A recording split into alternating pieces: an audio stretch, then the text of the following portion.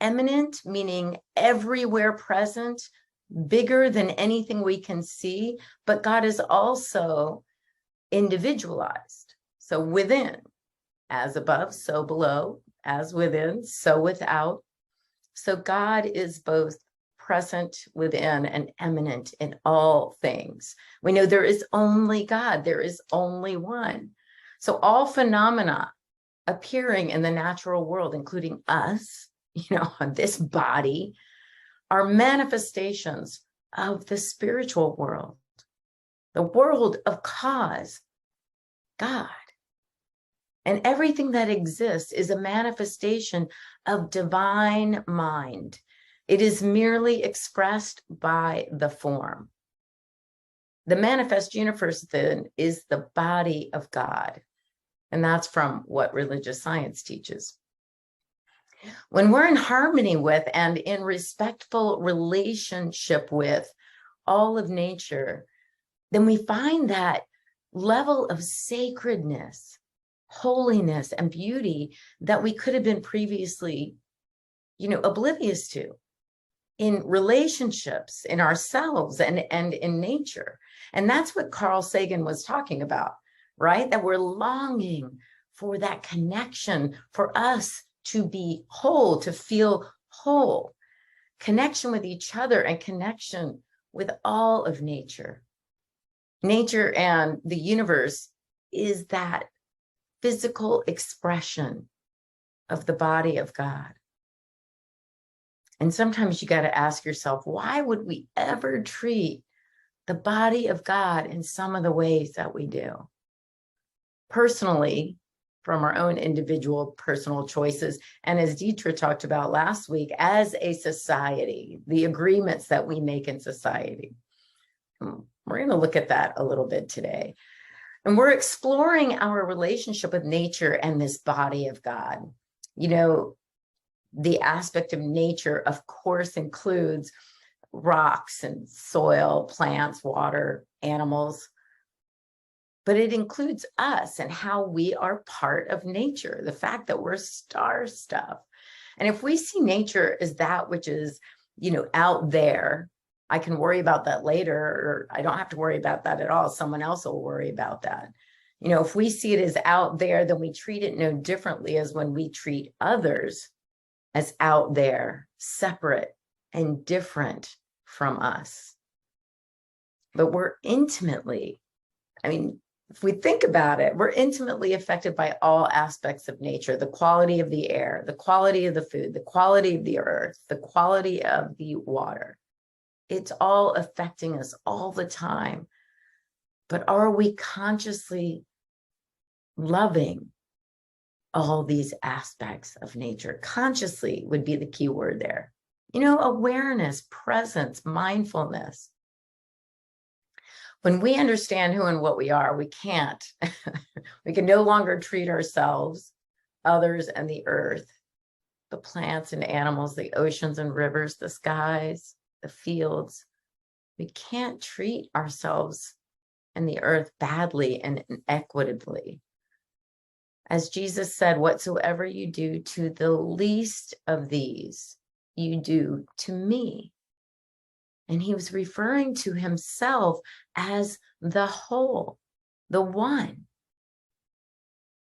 So this month we've explored the way we relate to ourselves. That relationship of ourselves as God is the first relationship. It sets the tone for every relationship in our life, right? Our relationship with ourselves, with one another, with the world, and universal power, universal presence. It's all interconnected and inseparable. And now I have to I forgot this. So from Thich Nhat Hanh,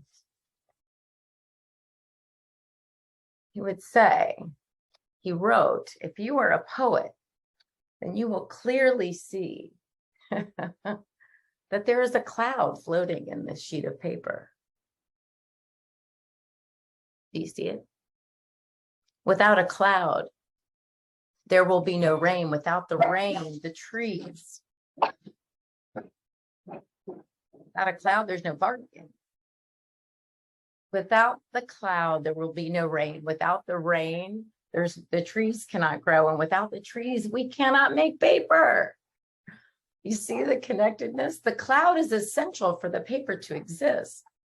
And if we look into this sheet of paper even more deeply, we can see the sunshine in it. Can you see it? If the sunshine is not there, then the forest cannot grow. And if the forest cannot grow, we cannot have trees and we cannot have paper. And if we continue to look, we can see the logger who cut the tree and took it to be transformed into paper. And if we look further, we can see wheat. Can you see the wheat? Because we know the logger cannot exist without his daily bread. And therefore, the wheat that became his bread is also in this sheet of paper. And the logger's father and mother are in here too. Can you see them? So we can say that everything is in this sheet of paper because everything else is here. This sheet of paper coexists with everything. You cannot be by yourself alone. You are because everything else is. This sheet of paper is because everything else is. That is shunyata.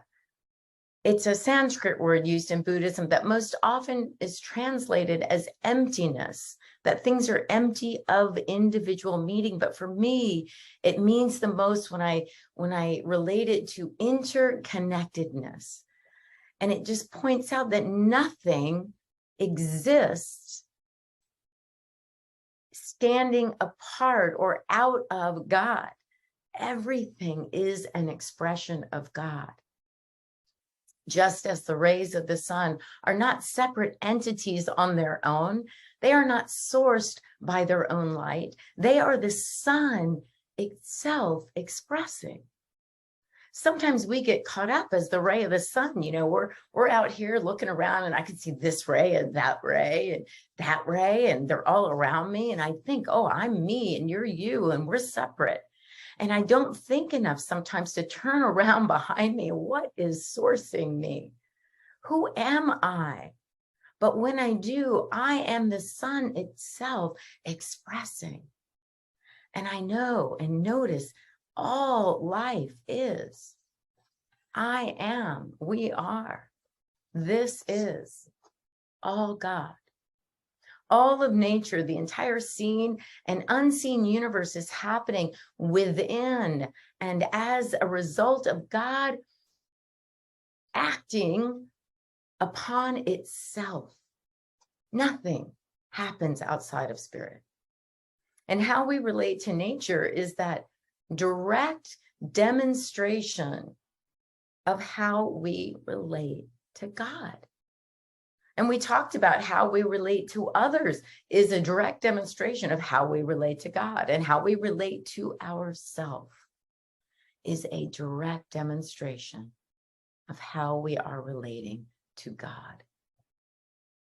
You know, every attribute, every trait or quality we experience in nature all point to some aspect of God.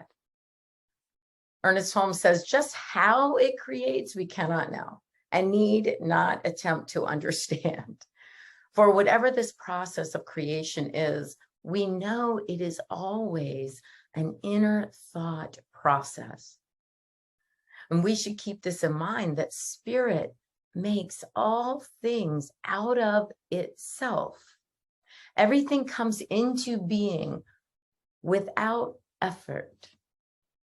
This is interesting, right? Without effort. And when we, as this expression of God, when we're exerting ourselves, efforting, we're not in accordance with the creative spirit and the way in which it works.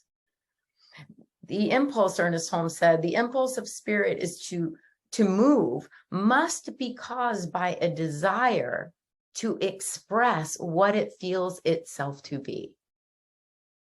Beauty, love, form, color, multiplicity, life, abundance, joy.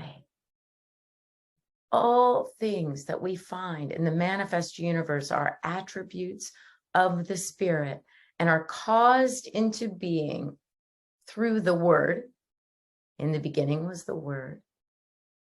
And because, this is my favorite part, because spirit wants to enjoy itself. That's why. Spirit wants to enjoy itself. That's from Creative Mind. And to know itself, that's what Carl Sagan was pointing out. We are how the universe knows and loves itself. We are how the universe enjoys itself. Carl Jung said, who looks outside dreams, and who looks inside awakens. And it's one of my favorite quotes, but when we look at this from a slightly different perspective, or maybe we add to it or understand it deeply, who looks inside awakens to the truth of their being, which is oneness and wholeness. And that allows them to look outside and to take action to manifest and build the dreams and vision they hold sacred. To look outside and see God expressing as all everywhere. To look outside and see love and beauty and joy and abundance reflected back to them in all of nature and in all relationships. So a relationship with nature, while being amazing and rewarding, is one that will be, superficial if we don't see and appreciate that intrinsic value of God as nature. If I don't recognize that I am God stuff, then being star stuff, being connected to all of life externally has little meaning. If I don't see the beauty within and how my body communicates with itself and God, then I may not fully appreciate or understand how the trees communicate with the birds, or the sun with the roses, the flowers with the bees. That's for you, Sherry. And what I will experience while being good, of course, may not be amazing and the miracle that it truly is until I fully sense that interconnectedness of all life. So I thought it was interesting this week, if we really, truly, maybe in our dialogue in a few minutes, that we explore ways, we can enhance that and nurture that relationship with the body of God. Maybe even just calling it that. Oh, look, there's the body of God. All of nature out there. And not everyone's a tree hugger, dog lover, or likes their toes in the sand. But our goal is to explore ways that work for us to be inspired to remember the truth of our being. Some of us have backyards or patios, and just one plant is enough to be in all of nature. I remember when I lived in New York City and I had 3 geraniums on the windowsill. I had no access to a yard or nature unless I went to a park. But it was so amazing to watch these 3 geraniums grow and thrive on this windowsill. And they all had names. They all had personalities. They were all, it was just wonderful to have that. Maybe we can go to an aquarium. I haven't been to the one here. What's the one past you, Sherry? I forgot the name. You remember? I think it's like the St. Augustine Aquarium. It's right there on 16. Oh, Marineland. Marineland. Oh my gosh. Haven't been there in so long, but how fun would that be, And there's a tradition in the Japanese tradition, Shinrin-yoku, or forest bathing. We have some pretty cool forests here.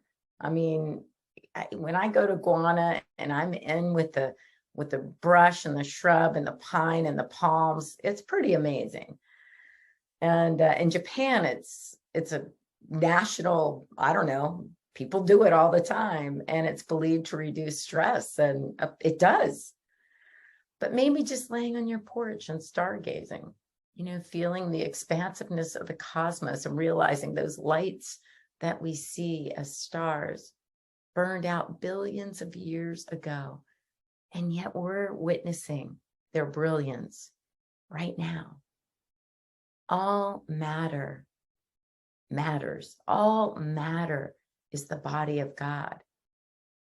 And we're going to explore how we honor and celebrate that this week, how we celebrate the divine in all of nature. Neil deGrasse Tyson said, "The atoms of our bodies are traceable to stars that manufactured them in their cores and exploded these enriched ingredients across our galaxy billions of years ago.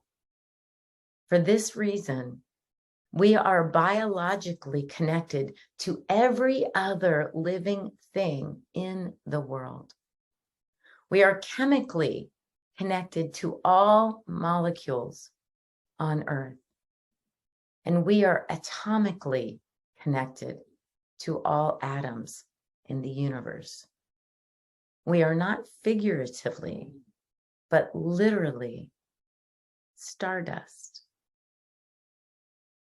And this week, we can affirm all week that where I am, God is.